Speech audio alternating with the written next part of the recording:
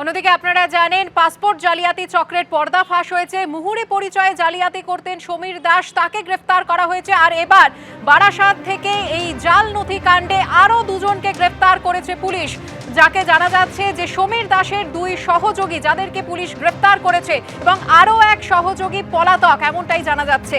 মুহুরী পরিচয় ধৃত সমীর দাসের আরও দুই সহযোগীকে বারাসাত থেকে গ্রেফতার করল পুলিশ। সমীর দাসের আরও এক সঙ্গী পলাতক। মুহুরী পরিচয়ে জালিয়াতি করতেন এই সমীর দাস, যাকে পুলিশ এর আগে গ্রেফতার করেছে বারাসাত থেকে, এবং ধৃতকে জেরা করে আরও একাধিক তথ্য উঠে এসছে। সেই তথ্যের ভিত্তিতেই বারাসাত থেকে দুজনকে গ্রেফতার করা হয়েছে জাল নথিকাণ্ডে। তবে সমীর দাসের আরও এক সঙ্গী পলাতক, এমনটাই জানা যাচ্ছে। আমাদের প্রতিনিধি সমীরণ পাল রয়েছেন আমাদের সঙ্গে। সমীরণ, কি জানা যাচ্ছে?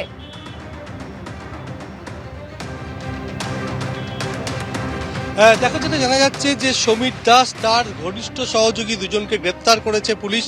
বারাসাত থানার পুলিশ গতকাল রাতে একজনকে বারাসাত থেকে, একজনকে অন্য জায়গা থেকে গ্রেপ্তার করা হয়েছে। এরা সমস্ত নথি তৈরি করতে, এমনটা প্রাথমিকভাবে জানা গেছে। এই দুজনকে আজকে বারাসাত আদালতে পেশ করা হবে এবং আদালতের কাছে নিজেদের হেফাজতের চেয়ে আবেদন জানাবে পুলিশ। বারাসাতের নবপল্লী, যেখানে সমীর দাসের বাড়ি, সেখানেই তার এক ঘনিষ্ঠ সহযোগীর বাড়ি। সমস্ত নথি এবং হিসাবপত্র সেই রাখত। এই সমীর দাস গ্রেপ্তার হওয়ার পর থেকে সে পলাতক, তার খোঁজ চালাচ্ছে বারাসাত থানার পুলিশ। আমরা এই মুহূর্তে রয়েছি বারাসাতের নবপল্লীতে সমীর দাসের বাড়ির সামনে। ক্যামেরাম্যান সন্দীপ পালকে দেখাতে বলবো। প্রতিবেশীরা যেটা বলছেন যে এই সমীর দাস কিছুদিন আগেও তার একতলা বাড়ি ছিল। বছর খানেকের মধ্যে একদম প্রাসাদোপম বাড়ি তৈরি করেছেন এই সমীর দাস। এলাকার প্রতিবেশীরা ঘুণাক্ষরেও টের পাননি যে তিনি এই ধরনের চক্রের সঙ্গে যুক্ত। তার এক প্রতিবেশী জানাচ্ছেন, তারা জানতেন যে বারাসাত কোর্টে তিনি মুহুরীর কাজ করতেন। তার পাশাপাশি তার একটি ছোট মুদির দোকান রয়েছে। তার দুই ছেলে, একজন দন্ত চিকিৎসক এবং একজন পুলিশের কনস্টেবল, এবং কোথায় তিনি পোস্টেড সেটা কেউ জানেন না। তবে পুলিশ কনস্টেবলের বাবা এবং তিনি গত কয়েক বছর ধরে তদন্তে যেটা উঠে আসছে যে করোনা কাল থেকে তার এই ব্যবসা রমরমা হতে শুরু করে। রীতিমতো তার যে রেট চার্টের কথা গতকাল আমরা বলেছিলাম, সেই রেট দ্বিগুণ হয়ে যায় এবং সেই রেট দেখা যাচ্ছে যে আধার কার্ডের জন্য 15,000 টাকা, বার্থ সার্টিফিকেটের জন্য 12,000 টাকা, প্যান কার্ডের জন্য 3,000 টাকা, এরকম তিনি রেট ধার্য করেছেন। এবং যে বিষয়টি সব থেকে চাঞ্চল্যকর তথ্য যেটা তদন্তকারীরা জানতে পেরেছেন, যেহেতু বারাসাত কোর্টে তিনি মুহুরীর কাজ করতেন, তবে তার কোনো লাইসেন্স ছিল না প্রাথমিকভাবে পুলিশ জানতে পেরেছে। কেন গতকাল পশ্চিমবঙ্গ ল ক্লার্ক অ্যাসোসিয়েশনের তরফ থেকে দাবি করা হয়েছে যে সমীর দাস নামে বারাসাত আদালতে কোনো মুহুরী নেই। অনেক মুহুরী এলোমেলো বারাসাত আদালতে ঘুরে বেড়ায় এবং তারা ভুয়ো। তাদের মধ্যেই সমীর দাস পড়েন। পুলিশও জানতে পেরেছে তার কোনো লাইসেন্স নেই, যেহেতু মুহুরীর কাজ করত সমীর দাস, এবং সেই কারণে তিনি বারাসাত আদালতে তার যাতায়াত ছিল। যেভাবে বাংলাদেশের নাগরিকদের নথি তৈরি করতেন, তার অন্যতম প্রধান দিক ছিল আদালতের মাধ্যমে হলফনামা দিয়ে বাংলাদেশের নাগরিকদের এ রাজ্যের স্থায়ী ঠিকানার নাগরিক তৈরি করে দিতেন।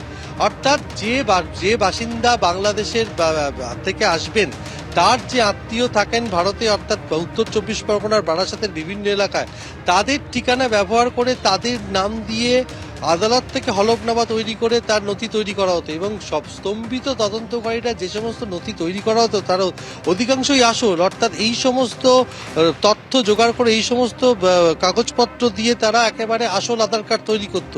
প্রাথমিকভাবে যেটা জানা যাচ্ছে, বাংলাদেশের বিভিন্ন প্রান্ত থেকে যে সমস্ত নাগরিকরা এদেশে আসতেন, তারা আগে থেকেই সমীর দাসকে বরাত দিতেন যে তাদের কি কি শংসাপত্র লাগবে। সমস্ত কিছু প্রস্তুত হয়ে গেলে সমীর দাস তাদেরকে ফোন করত। পুলিশ যেটা মনে করছে যে কলকাতা আশপাশের জেলা জুড়ে বিছিয়ে ছিল সমীর দাসের এই নেটওয়ার্ক। শুধু তাই না, বাংলাদেশ থেকে যে সমস্ত নাগরিকরা শংসাপত্র তৈরি করবে, তাদের যোগাযোগের জন্য বাংলাদেশেও সমীর দাসের বেশ কিছু সহযোগী বসবাস করে। সব কিছুর খোঁজ চালাচ্ছে পুলিশ। ইতিমধ্যে 7 দিনের পুলিশ হেফাজত পাওয়া গেছে এবং তাকে আরও জিজ্ঞাসাবাদ করা যাবে। প্রাথমিকভাবে জিজ্ঞাসাবাদ করে তার দুই সহযোগী, তাদেরকে গ্রেপ্তার করা হয়েছে। তারা মূলত এই সমস্ত নথি তৈরির কাজ করত এবং তাকে কাজে সাহায্য করত। এর পাশাপাশি তার একটি মুদিখানার দোকান রয়েছে এবং করোনা কাল থেকে তার এই যে কাজের বরাতের দ্বিগুণ হয়ে যায়। এমনকি এই যেটা তদন্তে উঠে আসছে, গত অগাস্ট থেকে বাংলাদেশে যে অচলাবস্থা তৈরি হয়েছে, সেই কারণে চড়া দামে এই ধরনের ভারতীয় নথি তৈরি করার চল ছিল সমীর দাসের। এই সমীর দাসকে জিজ্ঞাসাবাদ করা হচ্ছে। তার পাশাপাশি নবপল্লীতে তার এক ঘনিষ্ঠ সহযোগী যে পলাতক, তার খোঁজ চালাচ্ছে বারাসাত থানার পুলিশ। ধন্যবাদ সমীরণ। এবার আপনাদের শোনাবো পাসপোর্ট জালিয়াতি কাণ্ডে ধৃত সমীর দাস তিনি কি জানিয়েছেন। কিছু তৈরি করতাম না। আপনাদের পুলিশ কালকে তো স্টেপ এসে আপনাকে অ্যারেস্ট করেছে। অ্যারেস্ট করেছে একটি, কিন্তু আমি যারা করে তাদেরকে শুধু বুঝে দিতাম। আপনাকে কেন অ্যারেস্ট করলো? আমি যে আমার মোবাইলে কথোপকথন কি পেয়েছে আপনার বাড়ি থেকে? কিছু পাইনি। আমার যে যাদের আমি নাম ডকুমেন্ট বলতাম তাদের দিয়ে আমি ওদের বলতাম, সেটাই পেয়েছি।